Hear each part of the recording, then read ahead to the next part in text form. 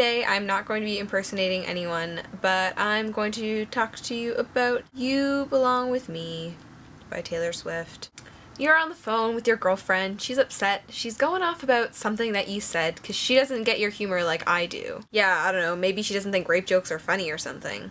But seriously, every girl has the right to be upset if her boyfriend said something stupid, and that's an issue that goes on between two people, and a third party doesn't really need to be involved. I'm in my room, it's a typical Tuesday night, listening to the kind of music she doesn't like, and she'll never know your story like I do.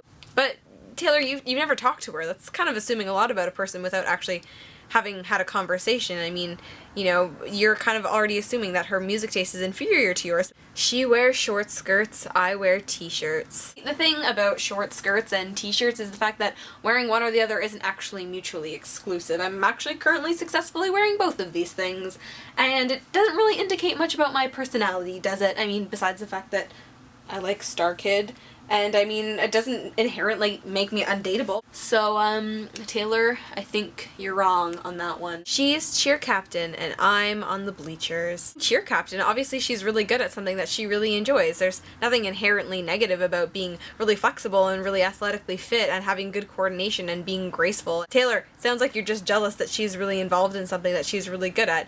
A girl can choose to be a part of a traditionally female activity, and that's the great thing about choice, is that we can do the things that best express how we feel about ourselves. Dreaming about the day when you wake up and find that what you're looking for has been here the whole time.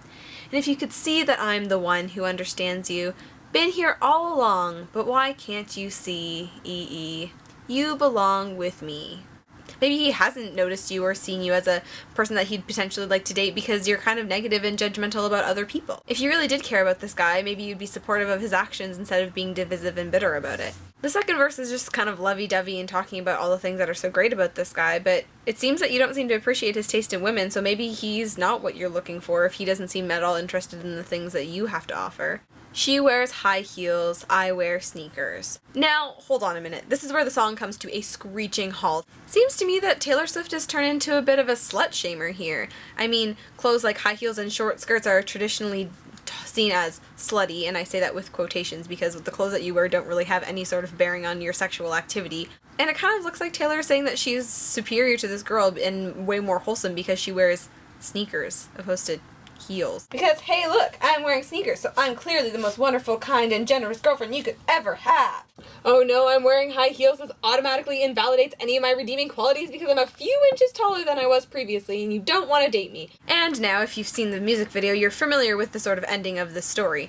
The boy ends up leaving his girlfriend at prom to be with Taylor Swift. And the ex-girlfriend is now portrayed as this sort of like really negative being. She has long, really sexy like dark hair, and she's wearing this red dress, which, you know, has a lot of symbolism in itself, with really large cutouts and is seen as really sexy. But I've known plenty of people who wore cutout dresses to prom and have long dark hair that aren't any less deserving of having a boyfriend than anyone else is. But get this. Taylor sweeps in her beautiful long white dress and her perfect blonde hair and shows that she, the good, virtuous, nerdy girl, triumphs over her sexy, stereotypically female, evil counterpart. This video, in its use of color and symbols, really screams out, and coupled with the lyrics, the virgin-whore dichotomy. The virgin-whore dichotomy is a device used to separate women into two categories, the virtuous, the pure, and the really beautiful and sophisticated woman, or the seductress, or like the Scarlet Woman. The dark-haired woman is seen as sensual or corrupt or sneaky, and she's somehow portrayed as being less than